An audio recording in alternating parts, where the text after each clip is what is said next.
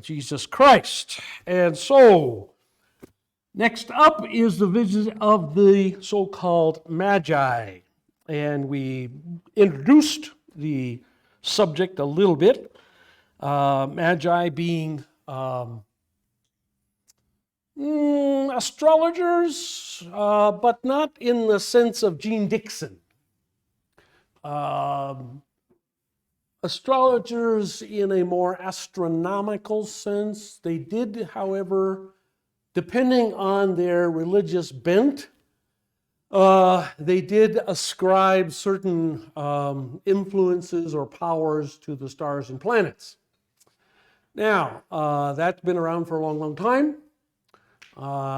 Dates back, probably 2,000 years, maybe even further before Christ. Now, these guys, however, we don't know how much store they would put into this astrological sense of the stars and planets, because obviously if they are knowledgeable about the Old Testament, and not only knowledgeable but motivated to follow the Old Testament and to follow the prophecies of the Old Testament, there is a even chance that they are believers.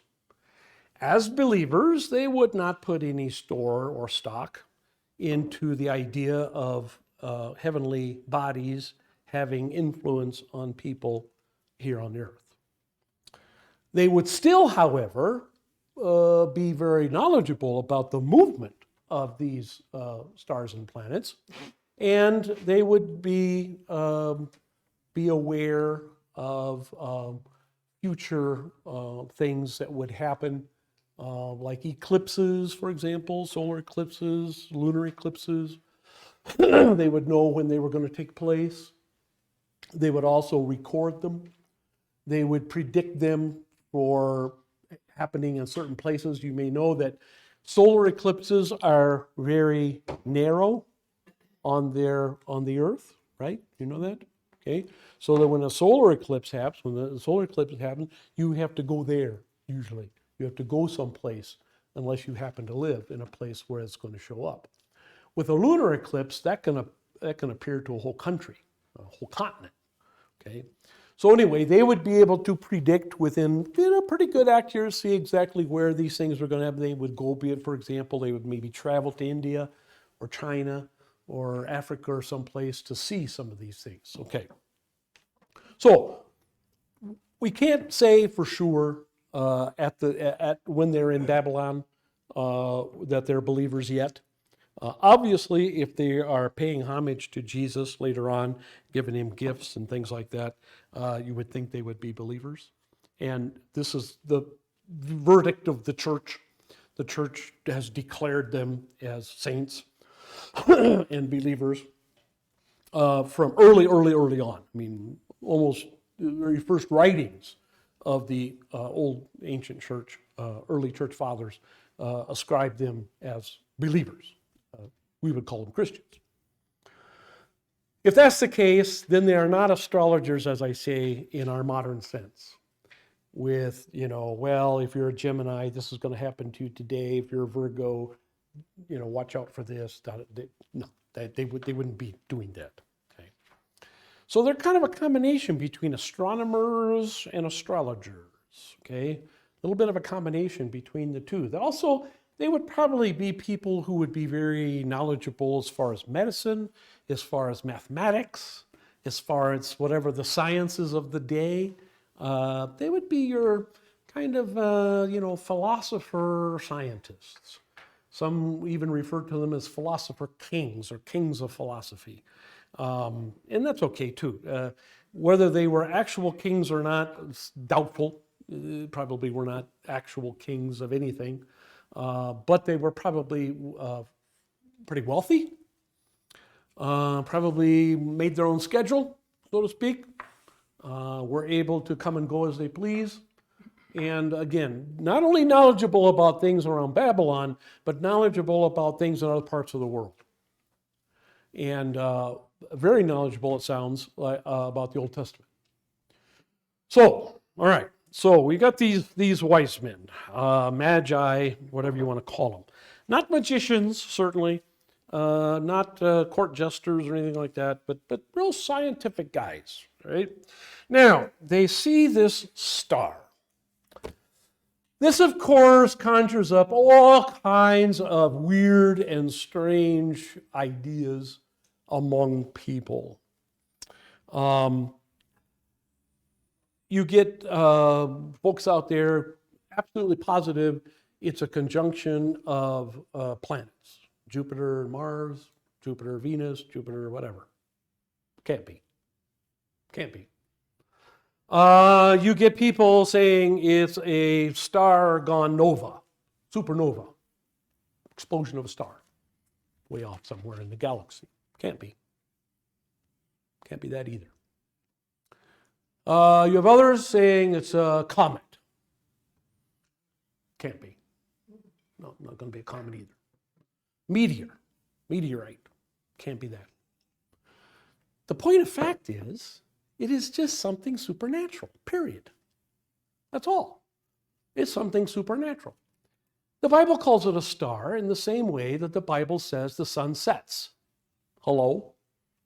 We know the sun does not set, right? Right. We know the earth is revolving, the sun stays put, doesn't it? But just because the Bible says the sun sets, that does not mean that the Bible writers were idiots and thought that the sun went around the earth. Okay? Does not mean that. Today we talk about sunset ourselves, and we know better, don't we? Okay. So, the word star, something in the heavens, a star-like thing. Why do I say that it can't be any of those other astronomical items? Yes. Not only is it always moving, but it appears and disappears. Very fast. And when it appears and disappears, then it moves from place to place. Okay. Also, it's visible in the daytime and at night. Okay, which is pretty odd, pretty strange. So think of it this way. Don't try to figure out whether it's a conjunction of planets or a supernova or whatever. It's just it's a miracle. It's a supernatural thing. It's a thing created by God for a very specific purpose. That is to guide these guys to Jesus. Why? Why?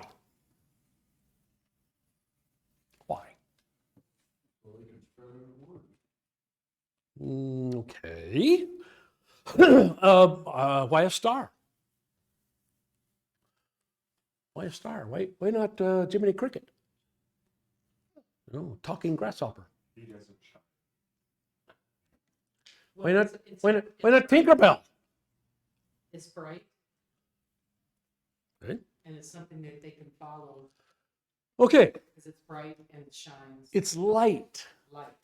And of course, Jesus is Light. the light of the world. Right. Okay. The star moves in a way that the wise men can follow. If you've got a comet, comet moves only one direction. If the wise men, okay, here's Babylon, okay, and the wise men are going to Bethlehem. Pretty much a straight line. But there's a problem. Anybody know what the problem is? The roads didn't go that way. Yeah, the roads didn't go that way. No caravan in its right mind would go across here. There were no roads across here. There were no trails. There were nothing. There was nothing. No oasis, no place to water your animals, no place to feed your camels, no place to rest, no place for shelter, nothing.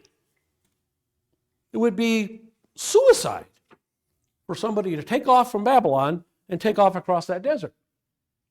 Can't be done. Not in those days anyway. Okay, not without a 4-track vehicle and a GPS. Now, of course, they had the star.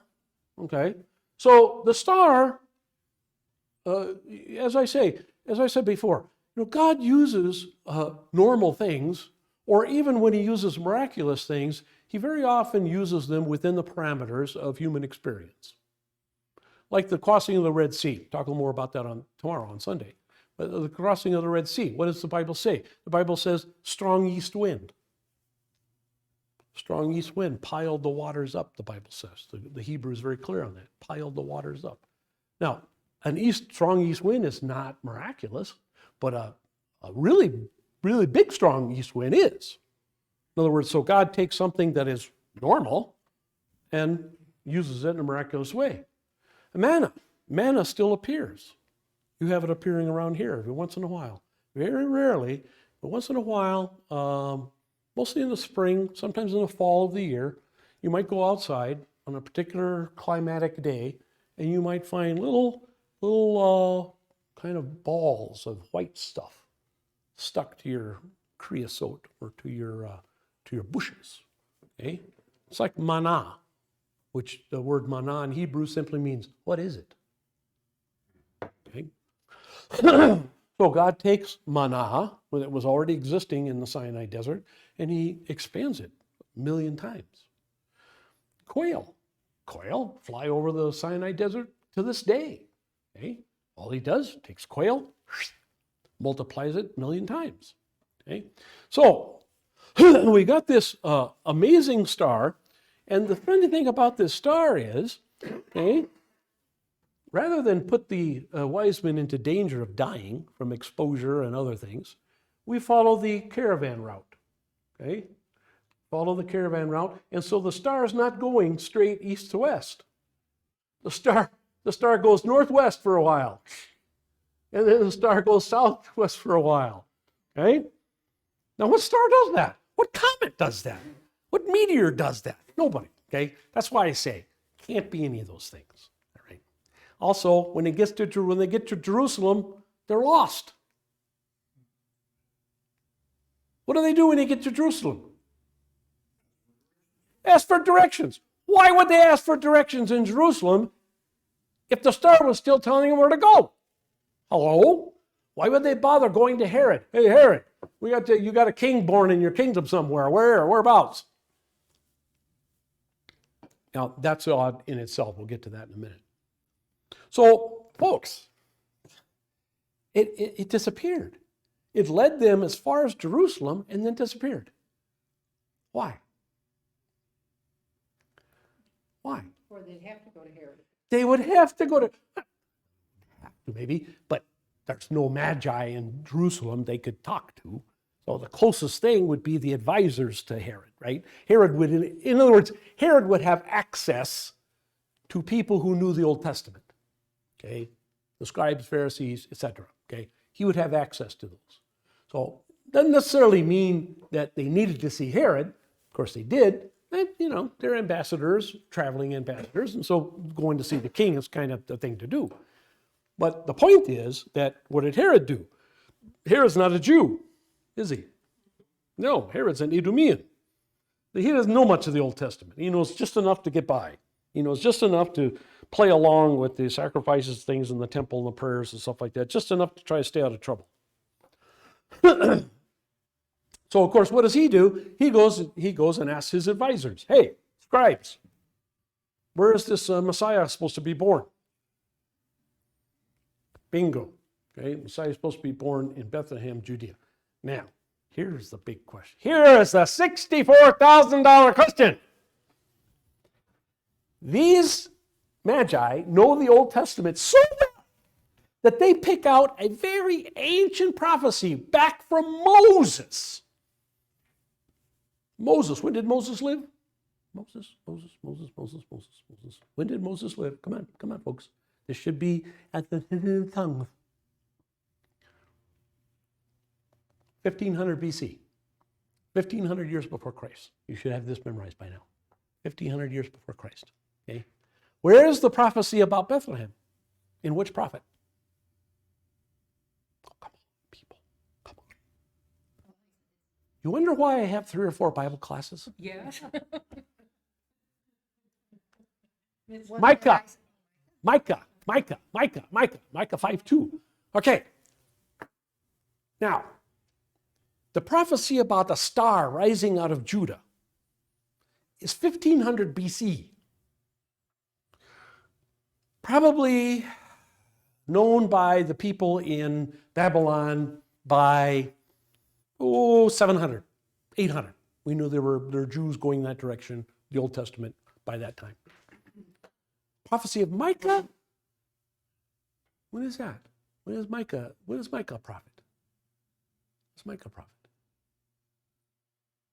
About that same time, 500 or 600. Might be a little, maybe 100 years difference. Okay. And you remember what it says? O you, Bethlehem, Ephrathah, okay? Though they'll be the least in the tribe of Judah, out of you will come one who will rule Israel. Okay, right? Okay. Now, they figured out that the ruler, the Messiah, first of all, they connected the scepter and the ruler in Judah with Messiah. Would you understand that like that? When you hear that, you heard that the first time? And a scepter shall rise out of, and shall not depart from Judah, from between Shiloh's feet, blah, blah, blah, right? Or between Judah's feet until Shiloh come. Do you understand that? No, you didn't understand that. You had to have it explained to you. Who's going to explain it to them in Babylon? What rabbis are in Babylon? Is there a temple in Babylon? No. Are there scribes in Babylon? No. Okay? But that they figured out. Oh, a star. Okay. Star means Messiah. Who told them that? No. Okay. Somehow they figured it out. And somehow they said, we should, where does it say in there, by the way, to follow it? Where does it say to follow the star? It doesn't, does it? That's not a prophecy, is it? No, it's not a prophecy. There's no prophecy in the Old Testament about anybody following the star, Jews or Gentiles, either one. Well, who told them to follow the star? Holy Spirit, I guess. Okay. But now you're telling me these guys are so smart. These guys have got that Holy Spirit so good that they know that this star represents not just a regular king, but represents the Messiah, and they know to follow it. But somehow they don't know the prophecy of Micah in the same Old Testament that says this Messiah is going to be born in Bethlehem. Hello? Answer me that, my friends. Answer me that. Why should they know one prophecy and not know the other? Why didn't they just go around Jerusalem and go to Bethlehem? Why did they go to Herod and say, oh, we're lost, we don't know where to go now. The star disappeared, now we don't know what to do. Okay, well maybe they did, for diplomatic reasons. But why ask? If the prophecy is so clear in Micah that the scribes knew it, and by the way, as the scribes, remember, belonged to a party, belonged to a class, a theological class, who are mostly unbelievers. Hello? Well, Herod didn't know it. Well, yeah, he's not a Jew anyway. Well, he needs to be told. Right. Well, yeah. Folks, I'm just telling you, this is bizarre. This is weird. Why didn't they know this? I don't know. I really don't. This is just a question that has been in my mind for decades, and I've never been able to come up with an answer. It makes no sense whatsoever. And the reason I bring this up is because Bible critics often bring this up and say, this makes no sense. And to me, this just proves the veracity of the Bible. Why? Why does this prove the truthfulness of the Bible? Because it is so crazy.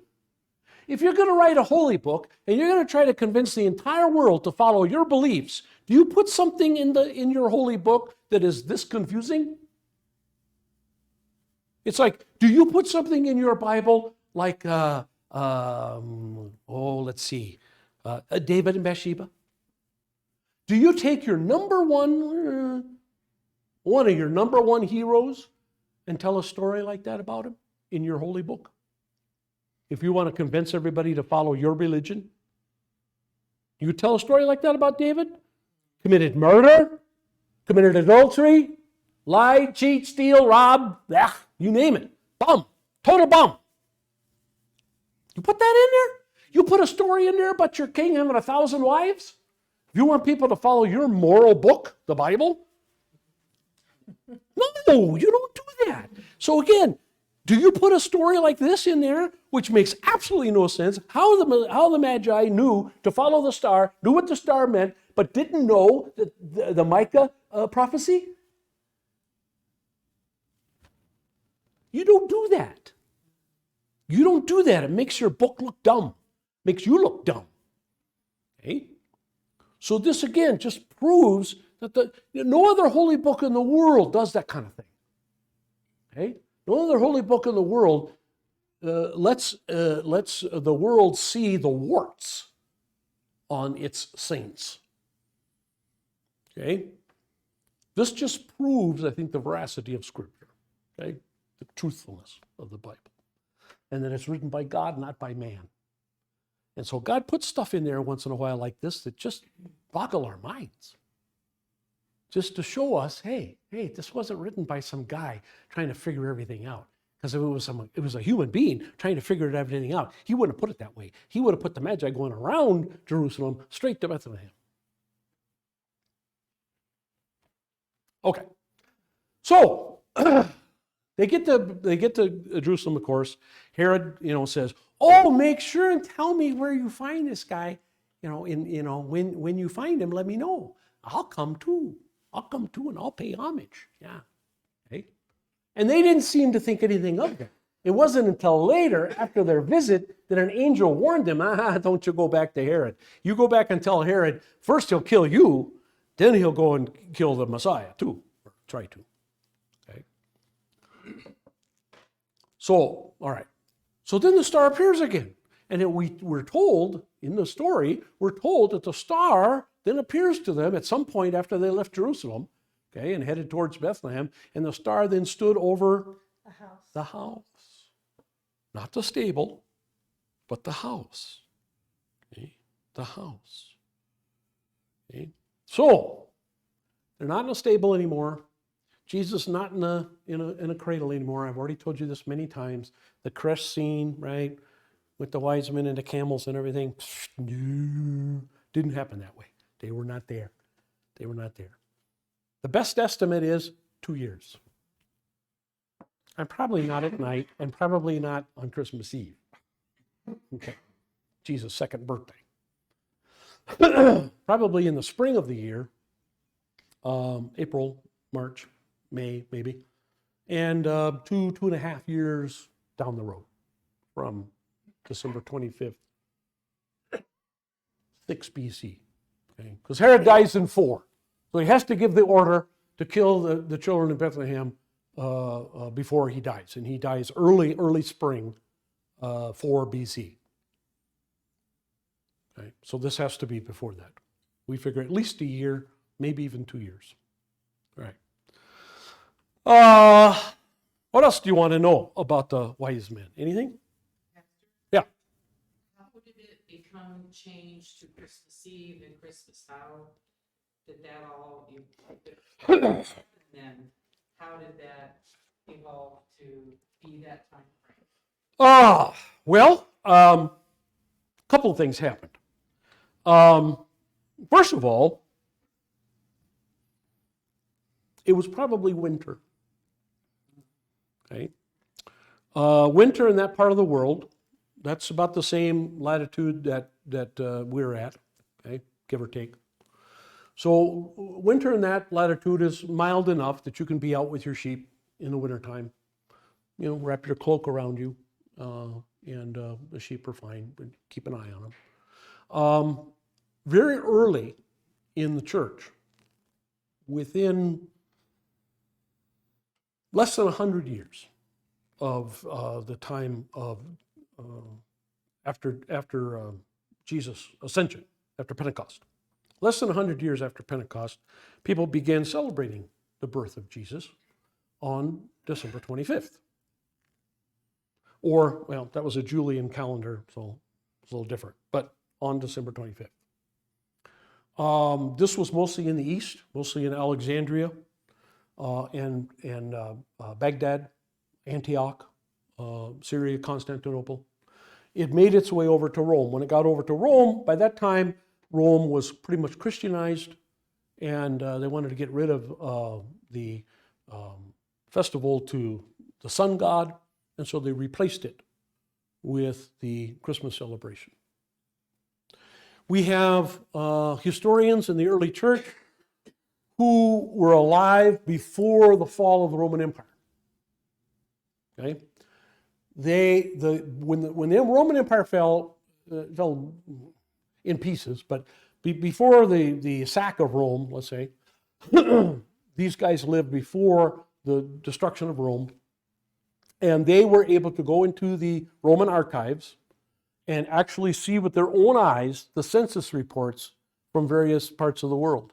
And they say this historian Eusebius, who was the chaplain of Constantine the Great, the emperor, Eusebius says, I saw with my own eyes the record of the census.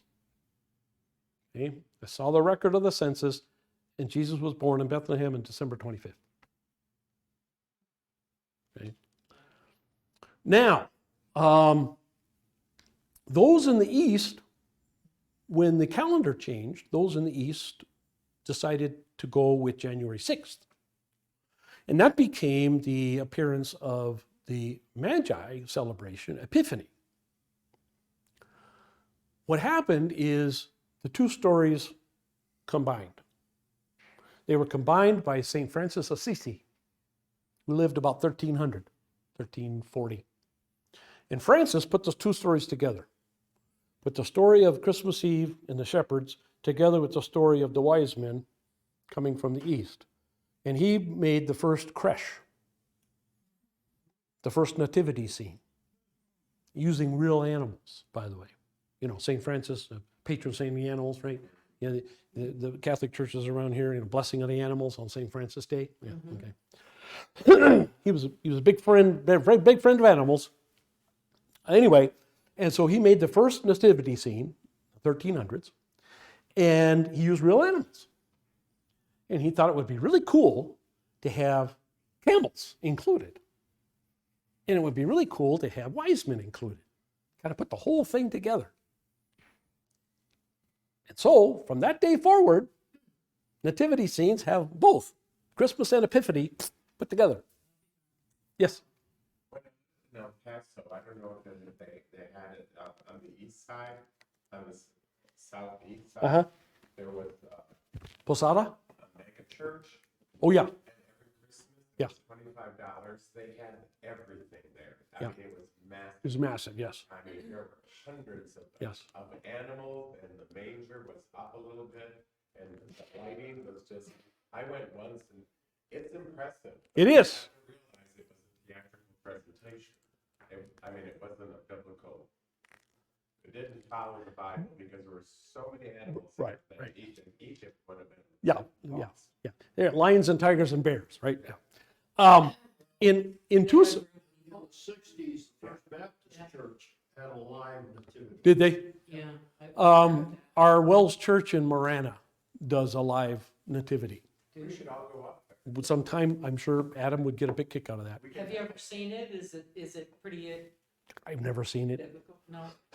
I've never seen it. I'm sure he's got wise men in camel suits and whatever. In Tucson, I think they still do. Maybe Dave would know this. Downtown by the cathedral, they still do a posada with Candelaria. Okay, you know the Candelaria, the candles in the paper bags. We did that in our church, at our little mission in El Paso. We did that. We were the only church on the west side, well, in that part of the west side, that did that. And my wife and I and my 5 kids, we made 300 paper bags with sand and candles in them. It took us an hour to light those puppies. And when I talk to my kids about Christmas, that's the one thing they always say they don't miss at all. Let's see it. Yes, Messia does that downtown in around the square and around the old church. Yeah, beautiful. That beautiful old church. Beautiful old church. Does it? Yeah, yeah. I think it's more popular in New Mexico than it is Arizona. Yeah. Neighborhood out where we live. Is it? Yeah, we That- call it the pink neighborhood. Ah. Most of the houses are pink. Oh, okay. And they. Do they? that Uh-huh. too. Yeah. It's not much in Phoenix. I don't remember it in Yuma at all, or Prescott or Flagstaff. But yeah, in Tucson, there's a few places that still do it. They used to do it down. I don't know if they still do, but Xavier Del Bac down there used to do that at the old mission down there. I don't know if they still do, but it's kind of nice. Posada, if you don't know, is the journey of Mary and Joseph and the baby, or Mary and Joseph and the donkey, whatever, looking for the, is there any room in the inn? Is there any room? And going from door to door, is there any room in the inn? Is there any room in the inn? It's really kind of cute. It really is. Up there in Tucson, it's down south Tucson. Oh, yeah, yeah. They still do it, huh? They carry on the tradition, so our school in Tucson still teaches mariachi. Oh, okay, sure, yeah. Yeah. And That would be South kids Tucson, yeah. are playing Yeah. their guitars as Yeah. they're leading the donkey down. Yeah, that's a big deal. So anyway, yeah, it took a long time, Carolyn. It took a long time to get the nativity scene where it is today and to get the celebration the way it is today. It took a long time. And really, Christmas didn't really become Christmas that we know of until it got to the United States. And then, of course, the United States, like they do with everything else, they blow it up all out of proportion and go crazy. And, so. Anything else about the wise men you want to know? Okay, so guys from Babylon, they show up about 2.5 years later to give gifts. Well, let's talk about the gifts for a minute. Okay, the reason we believe there are 3 wise men, or we sometimes say there are 3 wise men, is because there are 3 gifts listed. Now, this does not mean there were 3 wise men. It could have been 2, could have been 8, for all we know. But here again, church history, from very, very early on, within, again, 100, 150, 200 years at least, after Jesus ascends, or Pentecost, we have 3 magi, and we have names for them. And I didn't write down the names. Melchior is one I know. Balthazar is the other. Casper is the other. And of course, we have 3 races, supposedly. Okay. We have one African. Okay. So we have one African. We have one Middle Eastern, if you will, and one kind of Persian, maybe Indian, Afghani kind of thing. Okay. So we got 3 different races. Those, by the way, the Afghani, Indian, Persian are considered Caucasian, so that would be white. The Middle Eastern would be considered Arab, or Israeli Arab, Jewish Arab, and of course an African. And so a lot of times you'll see the 3 wise men painted pale, and then a little darker, and then very dark. That's why, because these guys are supposed to represent these areas. How likely is that in Babylon for an African or an Indian, say, to rise to the level of a magi? Indian, Iranian, more likely. Persian, that would be more likely. African, not very likely.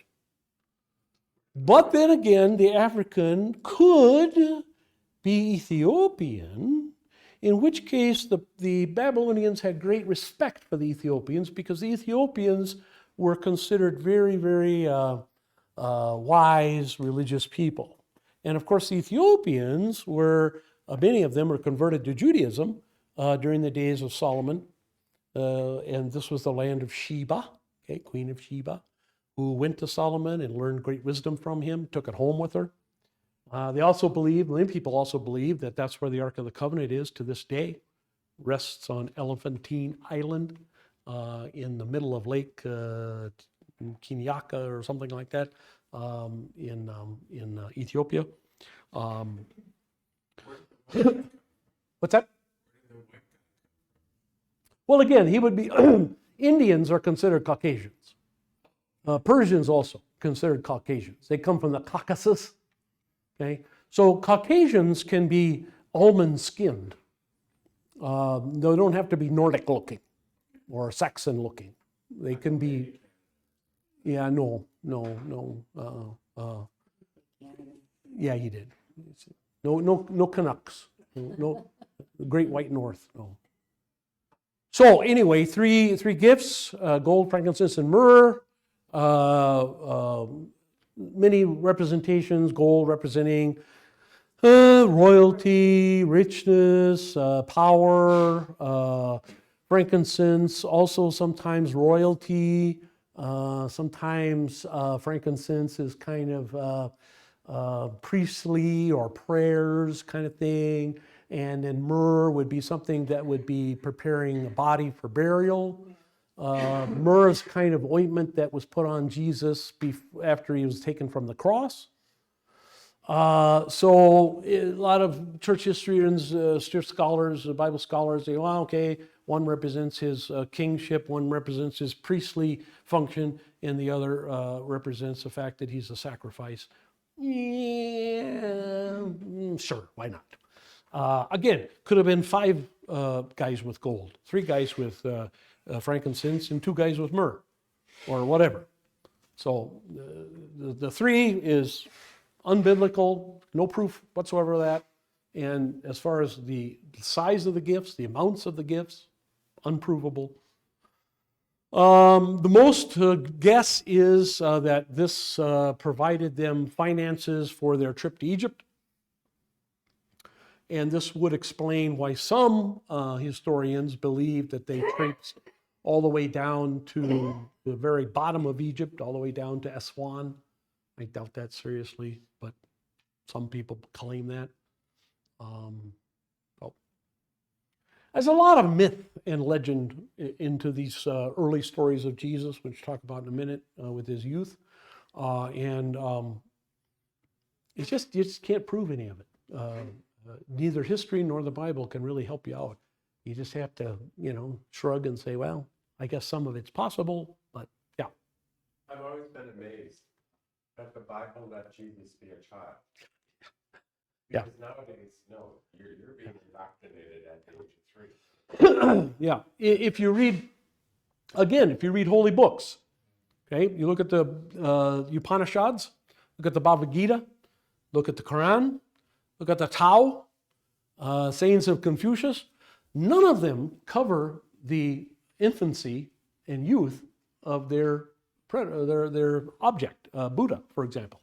You don't hear anything about Buddha's. Well, you do hear about his youth, like 20 years old, but before that, you don't hear much of him at all. The only one is the Dalai Lama. Because he's been documented. Well, yeah, because the Dalai Lama is picked out. He can't even walk or talk. Right. Yeah, he's just selected. Yeah, he's born with a birthmark or some stupid thing. I don't know. Anyway, so yeah, it is true. This is true. It is not true of Muhammad. Muhammad shows up full grown in the Quran. Again, the Buddha shows up full grown. Yes. Depends on who you listen to. Most Islamic scholars will say, oh, absolutely not.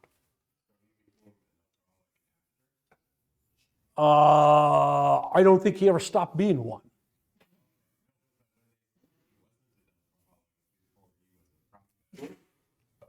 Oh, no, he was, both before and after. According to history.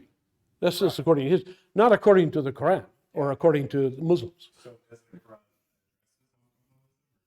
No, no, it doesn't. don't believe in No. any kind of spirit. No, and they, well, the only thing they say about him is that this is bad.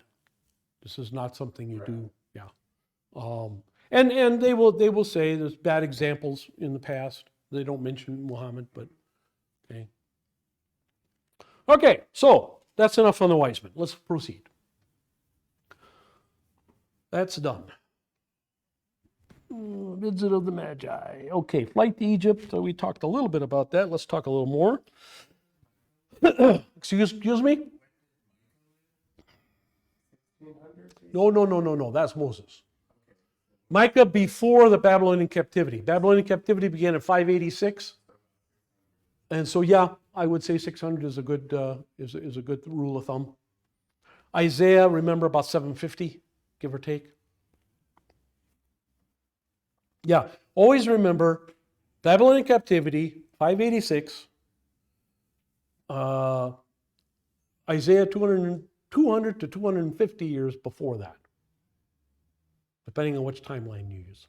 And then Isaiah being one of the early prophets, and then you've got all the other prophets, except for the ones, of course, after the Babylonian captivity. Okay, and remember too that there are prophets before Assyria took over the northern tribes and made them into the lost 10 tribes. That was 772. Okay, so again, after 25 years I've been doing this, guys. Okay, get it down. Okay, 1500, Moses. 750. Well, let's do the other one first. No, that's okay. 750 Isaiah. This is, I'm not being specific here. 722, 10 tribes. 586, captivity.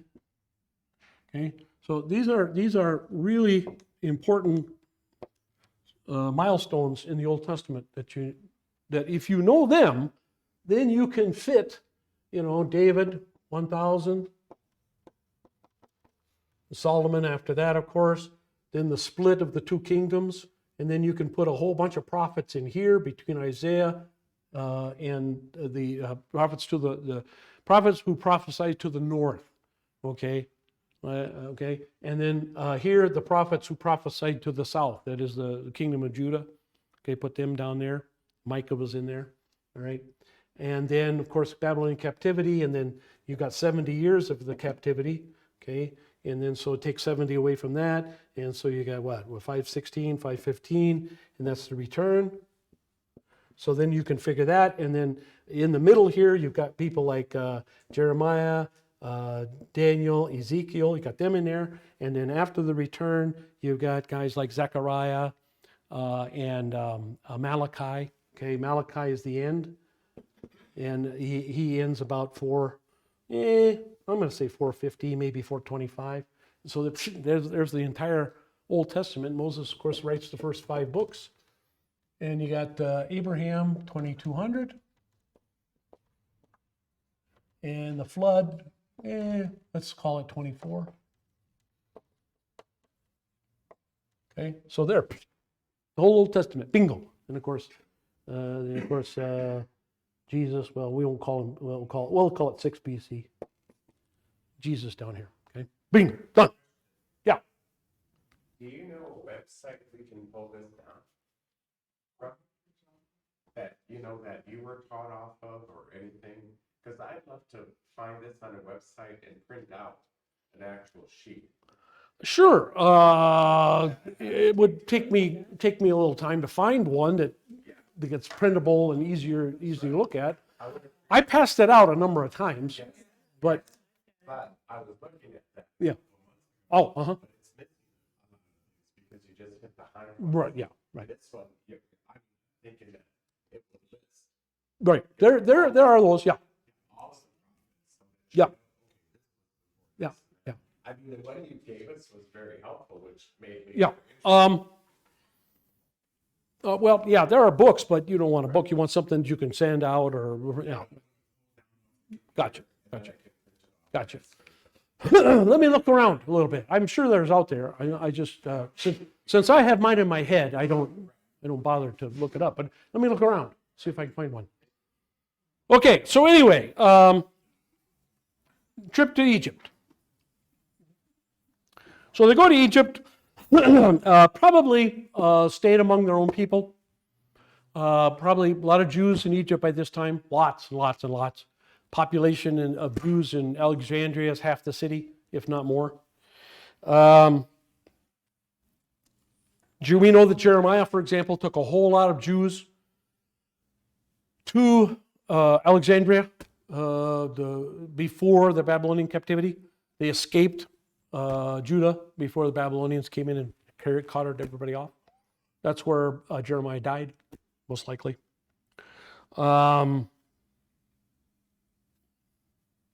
What else do we need to know? Did the slaughter of Bethlehem actually happen? Yes, it did. I think last time we talked a little bit about it. Depends on what writer you talk about. Some of the early Christian writers made figures in 20,000, 15,000, 13, 12,000. Very unlikely, very unlikely. Modern scholars, 20, 24 male babies, 2 years and younger.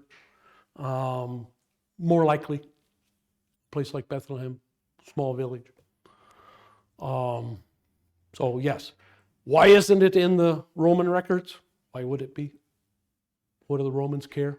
The Jews kill 20 babies. Romans wouldn't care. Romans kill that many in an hour. You know, infanticide, no big deal in Rome. You didn't want your child? There was a special term, Latin term. I don't remember it right off the top of my head, but there's a special Latin term for infanticide. You take the babies out and put them in a wagon rut and wait for the wagon. So, I mean, and again, that was done in mass. I mean, You said put them in a wagon? Road. Oh, a rut. rut, yeah. You know, you've seen pictures of the Roman roads, Yeah. and they have those ruts in them. Those ruts are 2,000 years old because the Roman road is 500 years old by the time somebody, you know, started putting kids in it. But yeah, so that was considered a merciful death. I mean, the Greeks and the Spartans threw them off a cliff. You know, the Greeks put them out in the cold, Why? just left them out there. If they had a defect of any kind, or if they had more girls than they wanted, that's true in every civilization. They're less desirable, right? Less desirable because girls you had to pay for someone to take them off your hands. And therefore, they cost more. But you need them to populate. Well, yeah, but people always having more girls than boys anyway. And so if you got two already and you know, you don't want to be bankrupt, you get rid of whatever the ones after that. Are they told to do that? No. Or they just do it? That's- Parents just do it? Yeah, they're just, yeah, it's again, when in China, when they had the one child policy, well, you got one child, you want and they're just like us. They are a patriarchal society. So their names are follow the male family, even though the last name is first. You know that, of course, in Asia. Okay, but it still follows the male side. So you don't want your line to go extinct, right? You don't want your family to disappear, and so you want to have a boy. So if you have 5 girls, you just keep getting rid of the girls until you have a boy, because they only let you have one kid. Now, of course, they're in big trouble, because now they got thousands and thousands of boys and no girls. And the guys are blowing their brains out left and right because there's no hope for them. So their lines are going to die out anyway, dummies. Mhm. Yeah. You were telling us about China repopulation, you know, we have to repopulate so much to keep going. Yeah. There was a YouTube video I saw in Did the you? last week Yeah. that actually showed China is gonna be in trouble in the next 20 to 30 years because of their population. They're in trouble now. is- Yeah. I told you about Japan. Remember last Sunday I told you about Japan, more deaths than births. Just came out yesterday. United Nations just announced, not yesterday, earlier this week. Same is true in Russia. Because of the multitude of deaths, their soldiers are dying at 2 and 3 times the rate that Ukrainian soldiers are. And so there's more, last year, 2022, there were more deaths in Russia than there were births by half, by 50%. And so Russia and China both are, and that's non-recoverable, folks. It's non-recoverable. Understand this. You can, as a country cannot recover from this. When you get to that stage, when you are now twice as many people are dying than are born, you cannot recover. Ever. Ever. Okay? All you can do is continue to decline. That's all you can do. You cannot recover. It's impossible. Numerically, mathematically, it is impossible to recover. Okay? United States would be in the same boat if it were not for the illegal immigrants. Take that for what it's worth. I'm just telling you that those are the facts. That's the only thing keeping us above water right now. With so many males in China, do they have many more gays? Oh no, my goodness. That's illegal. It's illegal. You will be executed, yeah. Homosexuality is illegal in both China and Russia. This is why, we're off the subject, but this is why Putin frames the battle with Ukraine in moral terms. Because Ukraine accepts homosexuality and transgenderism. Okay? It is very westernized in that sense. Russia does not. And so many speeches, Putin talks about how the gays, lesbians, etc., in the West, like America, are pushing for support for Ukraine because Ukraine supports the homosexual agenda. And that's why Putin is shocked, according to intelligence. He cannot understand why people in the West, especially America, especially conservatives in America, why conservatives in America are not supporting him instead of Ukraine. This is also why a lot of Republicans, if you wonder, why a lot of Republicans and conservatives in the Republican Party and elsewhere are trying to cut off support to Ukraine for this exact reason. Also, there are a lot of paramilitary groups in Ukraine that are fascist. This is not being reported. Unfortunately, the only guy reporting it is Tucker, and Tucker's a little...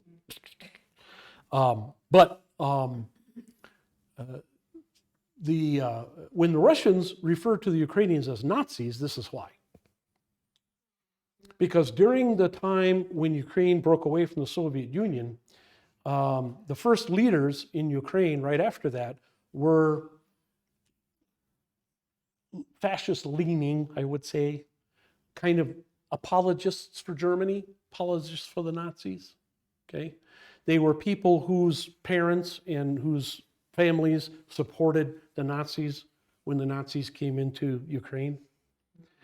And Russia, of course, knows this. They know history much better than we do. And so that's why Russia was afraid of Ukraine turning Nazi. And that's why Putin today calls Ukraine Nazis, is because the early years after the fall of the Soviet Union, the Ukrainian government was infiltrated with, shall we say, Nazi-esque sympathizers. Now, it's not that way anymore, but it was. And it was during this time that a lot of these militias, a lot of these militant groups were formed, and they were formed on a line, a fascist type ideology. So the war in Ukraine is being taught to you, being told to you as very black and white. Ukraine, good. Russia, bad. We support Ukraine. Right? That's the way it's being sold to you by the media. It's not that easy. It's not at all that easy. It is much more complicated. And it goes all the way back to the Cossack days. And it's very, very complicated. It's very, very emotional. It's very, very messy. And it's not black and white. It's not simple. It's not easy. So be aware that as you're watching these reports from BBC or CNN or whomever, even Fox, whatever, remember that they are geared towards wanting you to see this as Russia bad, Ukraine good. We're all happy. Yes.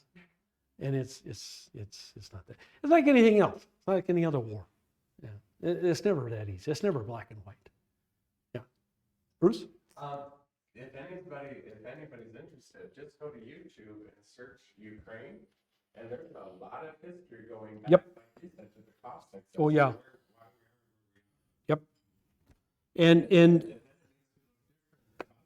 yeah. we're siding with Ukraine. I want to talk just real quick about the silent years. We've got 2 minutes. And it won't take too much more because they are silent years. I will say, however, that if you Google youth of Jesus or Jesus as a teen or something, you will get lots of stuff. A lot of the apocryphal, New Testament apocrypha is usually referred to as pseudepigraphal. In other words, false writings. There's a lot of New Testament documents that were written anywhere from 3 to 5, even 600 or 800 years after Jesus that claim to record events from his childhood. Between his return to Nazareth and 12 years old in the temple, and between 12 years old in the temple and his baptism at 30 years old. Okay? Lots of books that claim to have stories about that. None of them have ever been accepted by biblical scholars as authentic. None. The Roman Church does have a few legends within its corpus of beliefs, if you will, such as St. Christopher, who supposedly was a believer traveler, who was by a bank of a river, and Jesus, Mary, and Joseph came up, and Mary and Joseph took the donkey and the wagon across, and was not room enough for Jesus, and so Christopher puts Jesus on his shoulders and wades across this fast rushing, we would call it a wash or a wash, okay? Therefore he becomes the patron saint of travelers. No history at all behind it, none, except that the story was told already within a couple hundred years of Jesus. So there's a lot of that stuff. There's also some really spooky things. There's things about when Jesus is playing a game and one of his friends wins. I don't know what game it was, marbles, or I don't know, whatever. Anyway, and he strikes his playmate dumb and deaf as punishment for not letting Jesus win. Okay. There's stories about Jesus playing with other little kids, and to impress them, he's playing with little clay models. I think they were birds, I believe, pigeons or dove or something like that. And he was playing with these little clay birds, and to impress them, he goes bambo, and they turn into live birds. That's nonsense. That's all nonsense. None of it's proven. It's all craziness. And there's more like lots and lots and lots of stories like that. I had a movie a couple of years ago Had that in it? that deal in it. Yeah. I just sit there, sit in the mouth and start playing off. So, again, silent years, let's say 4 to 12, so 8 years, and then 12 to 30. Okay, so 18 years. So there's just nothing we know. Nothing. There's nothing we can say about it. Yeah. As far as we know, the only thing we can say about it is what Luke says. He was a good son. He grew in wisdom and in good reputation among people. In other words, nobody could say anything bad about him. Okay. He had a big family, at least 4 brothers, maybe more, and at least 3 sisters, maybe more. So he had a big family. Joseph seems to have passed away somewhere after the story about the temple at 12 years old. We don't know when. We don't really even know if, but since he's not around at all in the Gospels, it's not likely he's still alive. What else? As I mentioned, most likely betrothed at some point in his life after his bar mitzvah, after he gets back from Jerusalem, maybe, or maybe right before that. Is not, but as far as we know, does not get married, actually married. What else? What else do we know? Nothing was training, education. No, as far as training education, he was self-taught. Well, he would have gone to seminary. He would have gone to synagogue school or Hebrew school. He would have gone to Hebrew school at 10, maybe 8, depending on that particular synagogue. Would have gone to school. Would have learned Hebrew, how to read and write Hebrew. Probably spoke Greek naturally. Spoke Aramaic naturally, because those are the other 2 languages used for trade. And since his father was in the retail business, most likely Jesus also learned those 2 languages. Almost everybody knew those 3 languages, maybe even Egyptian too. So everybody learned 4, maybe even 5. It was not unusual for a Jew in the days of Jesus to speak 5 languages. Not at all. And maybe even 6. You include Latin in there along with Babylonian. So yeah, went to school, got bar mitzvah, followed his dad in the trade, was because he's called a carpenter, took care of his mother, brother and sisters, man of the house, you might say, for probably 10 years more. That's about it. That's all I can say, right? Okay, we'll pick it up now. We get into the actual ministry of Jesus. We should probably talk a little bit about the age 12 thing. We'll do that. But so we'll pick it up at number 12 on page 9. Okay. Sorry for keeping you.